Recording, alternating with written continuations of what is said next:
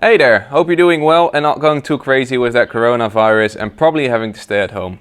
Today we're going to be talking about something that I get a lot of questions for. So here are my 5 best tips to get your higher on flat water.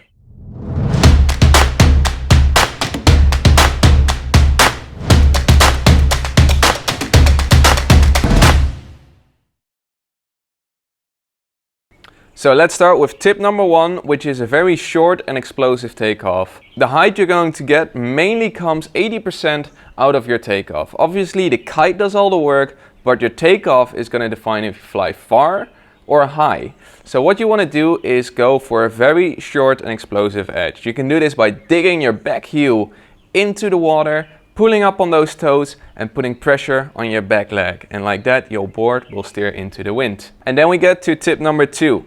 Taking off on a 45-degree angle towards the wind. Why is this so important? Because the more you take off into the wind, the higher you will go. You'll get more apparent wind on that kite, and that's exactly what we want. So once your board takes off out of that water, it's important to do it on a 45-degree angle towards the wind.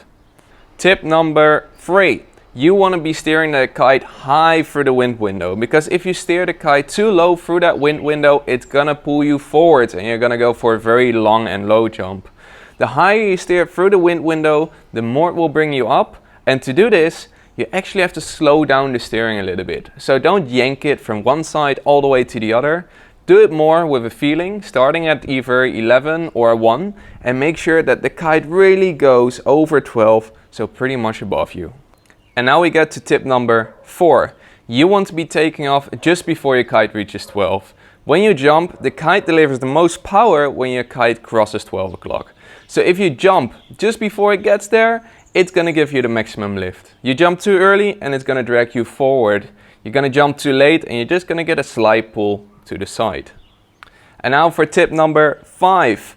Even though big kites have more power and can drag you higher, if you can't hold an edge anymore, like you see in this GoPro video from me a couple of months ago in Cape Town, it's going to be very hard to hold it on the water as well. If you can't hold your edge on the water, that basically means you're going to fly far and not high. So please, when you go out there, even though I know you want to beat your friends, don't take a kite that's too big, because first of all, it's a little bit dangerous, and second, it really won't take you that much higher. And now for a little bonus tip. If you want to jump really high, take a delta or a bow-shaped kite. If you look at the world's highest jump ever recorded on Woo, you're going to see in that leaderboard that the top 5 guys are already delta or bow-shaped kites. I'm going to give you a little hint here. It is the XR6 from Core Kiteboarding, which is currently by far the highest jumping kite in the world.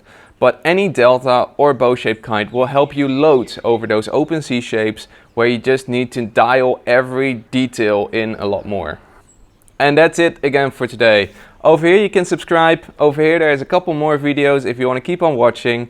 Thank you very much and I'll check you on the next one.